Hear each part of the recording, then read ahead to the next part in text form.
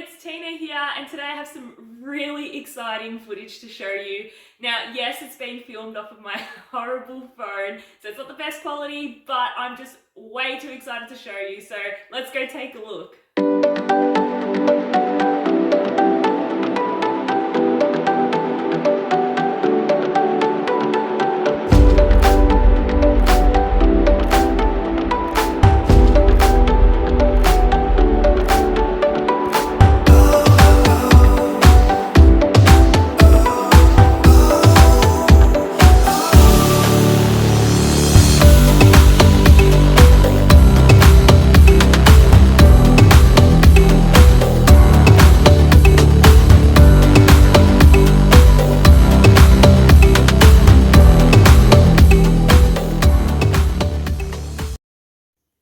So here it is, right behind me. The Waterbox 110.4 has been set up. Ferrari Reef is up and it is about to get wet and running, and it is so exciting. I'm trying so hard to contain myself and not jump around on camera right now. But ever since it's gone up, I can't stop staring at it. I know it's only a glass box right now with rocks and sands, but I'm so happy. I don't think there's anything that can take my happiness away from this world right now. So I've got the scape in right there. I'm pretty happy with the way it looks, which is amazing. Added a little bit of sand there, and I'm shortly going to add some water. Now, before I even open up the cabinetry here to take a look at the equipment I'll be having, or the equipment I plan on running, I do want to make one quick comment, and that is that it doesn't matter what kind of footage I get on this or what photo I get on this, it is not going to show just how truly spectacular this tank is in person. I know right now it's just a glass box with sand and with rock, but it is a gorgeous, gorgeous tank, and I am seriously so happy. I am trying so hard, like I said, to contain my excitement and not jump around on camera right now, but it is a stunning tank, and I'm so happy I went with this option, and I'm excited to put water in it, put the equipment in it, and get it running. So we can't go over a tank plan without taking a quick look at the sump and what's going to be happening down here. So this sump from memory is 38 by 41 by 80 centimeters, and those are the dimensions, and I'm pretty sure they are. And the total litres is about 117 of volume. Now, Waterbox does have a website which breaks that down beautifully for you, so don't take my word for it and my memory for it. Go on that website and take a look if you're particularly interested in something. So the configuration of this sump is as follows. You've got your return line that goes up here. You've got your main drain in the middle, which has a knob here, this red one, to control the water height in the weir for silent operation. And you have your emergency overflow there. So it starts off by coming into the section here with the filter socks. Now, Waterbox does provide a couple of filter socks and sock silencers for you, and that is what I'll be using for now. That may be something I reassess if filter socks annoy me enough and I don't want to change them out as often, but I'll be using that for now. I will be keeping them out for the cycle, and that is because it is something that's quite minute, but my thought process behind it is I want all the nitrifiers and bacteria to colonize all the surfaces in the tank. Something like a filter sock that's interchangeable, I'm going to be taking it out. You know, might trap a small amount, might colonize a small amount there, but if I could have it in the tank where it's going to be doing good rather than throwing them or washing them out in a filter sock, why wouldn't I? So filter socks out for now. And then we've got the skimmer here. Now, I've opted for the NIOS Quantum, and this is the 160 model, which I think is a fantastic start. I have been meaning to try this skimmer out for quite a while, so I'm excited about that. I may opt for something a little bit bigger or different down the track, who knows, but I'll keep you posted. You don't need a skimmer to run a successful tank per se, but I'll always have a skimmer purely because of things like the benefits it brings, such as pH, oxygenation. I always try and put the biggest skimmer in there possible that I can fit. So over here we have a fair bit of media. Now, this isn't the setup of media or this isn't the final way it's going to be, I will change that around and manipulate that, and I will have a video specifically on media.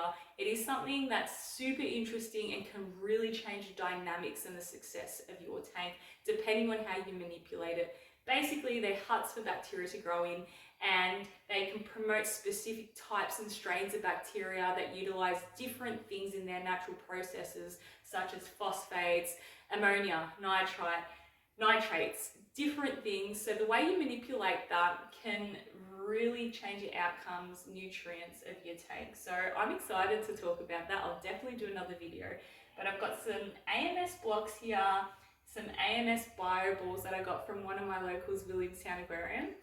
I also have some Chem Matrix and some Polyp Lab blocks that I got from one of my other locals, Deer Park Aquarium.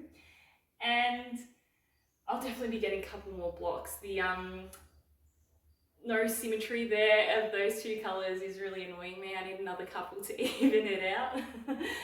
But this is going to be something that I'll be changing up. Now, in one of my last tanks, my Pico, I used purely Chem Matrix because that's what fit the best, and I had it manipulated in low flow areas, high flow areas, medium zone areas, and my biggest problem in that Pico was probably the ultra low nutrients. So I could feed that and dump buckets of food and it would hardly get a reading. So can be a good problem to have, and I attributed it to the way I had my media set out, amongst other factors which I'll discuss.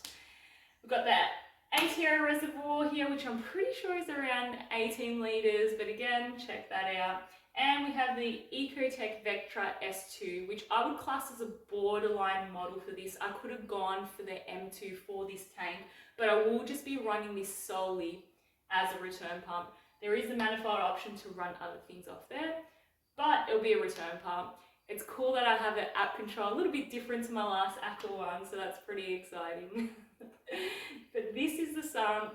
I'll also be doing things or adding things like maybe CO2 scrubber. I'll be adding controllers as much as possible because I work in emergency, which can be pretty busy, erratic hours, but I've also returned to postgraduate study, so I am going to be pretty strapped for time at times. And not that it will make me a lazy reefer, definitely won't, but just for peace of mind, it'd be nice to have some controllers and some monitors just so I can monitor the tank when I'm away from it, when I miss it. So a few plans there. I'll probably have an algae reactor in there as well, and a few other bits and pieces, which again, I'll go into more detail in other videos as we go along. Let's get to the fun part now, and that's filling the display tank.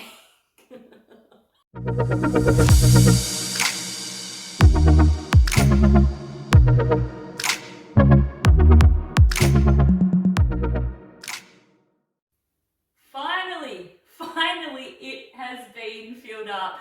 I think I'm going to be having nightmares about RO water, buckets, Milwaukee, and red sea salt for a long time after all the salt that I've mixed, but it was so worth it. It is finally filled up, and I'm so excited, I really am. But let's go a little bit over about the couple of things I've got here on top of the tank. Now, for flow, I've opted for the Nero 5. So I'm going to be chucking a couple of Nero 5s on either end. Once I do permanently shut down my Nano, I will add a Nero 3 just for a little bit of flow in a specific spot. I don't think it's going to turn over too much. It's a smaller wave maker. So I like the Neros, I like the controllability, I like how quickly they connect, and they more than do their job. Their operation's pretty silent, and they can now be, or they have been for a little bit, able to be controlled off of Mobius, the Ecotech app. I'm still controlling it off of the AI app, and comment down below if this is just something that I haven't found or you can't do it. But I noticed on the Mobius app that you can't fully switch off the wavemaker if you want to. It's like you have to add a feed mode or something. And like I said, forgive me if I'm wrong, it isn't something I hugely looked into, but on the AI app, you can just hit dashboard, all pumps off, bang, it's it. So I'm sticking with the AI app for now. it's probably something I'll update. Again, comment down below if I've got that wrong. But these are the wave makers I've gone with. Now, I've saved the best to last because I'm so in love with them right now, but the lights that I'll be using are the Refactory Reef Flare Blue Spectrum in white. Now, I just think white looks so sleek and it ties everything together with the white cabinet.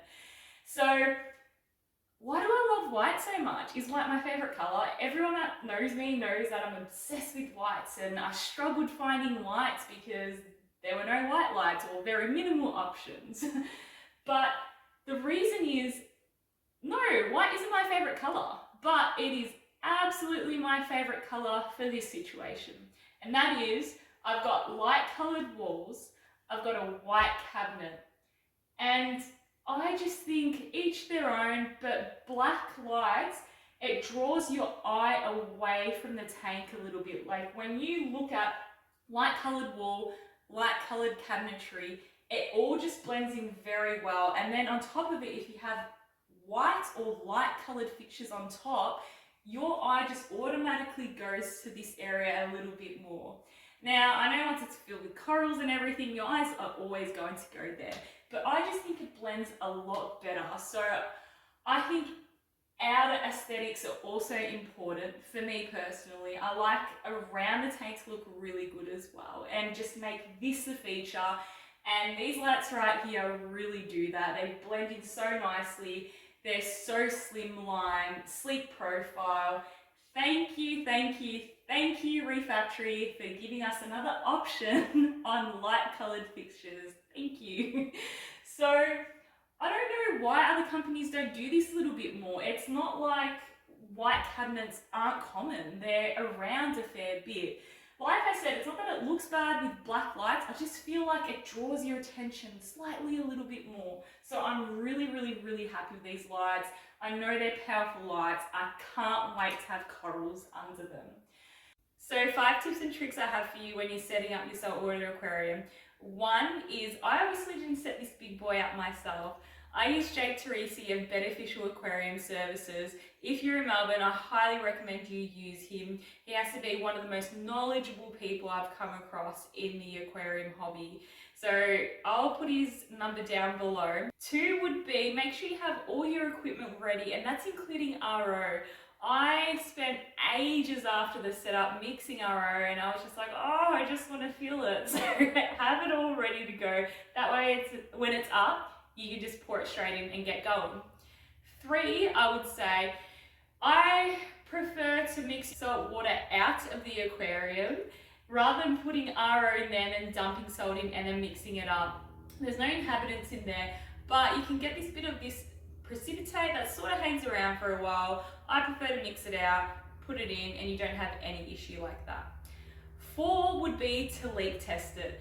Now, you know, you're more than likely, especially buying new from someone reputable, more than likely not going to have any issues, but it doesn't hurt to leak test the weir, your plumbing, making sure it's all screwed up and fitted properly, your sump as well. And 5, I would say, is again, nothing good in reefing happens quickly, so don't rush the process. Make sure you plan everything out, ensure you have enough ventilation and clearances from the walls for equipment and everything before you fill it up. Pick your final spot out well, fill it up, don't rush it, go from there. Yeah, I think that's everything for now. I've probably blabbed on a little bit too much, but if you've stuck around to the very end, thank you so much for taking an interest in my tank and my journey. So next is starting the cycle. I will be doing a video on that and chatting a little bit about bacteria. Again, I know a lot of people out there know how to cycle, but I like to go through the thought process of things that I do and why I do it. And if someone learns one little thing, then that's cool. But thank you again so much for the support. Look forward to having you here next time on Ferrari Reef. Bye for now.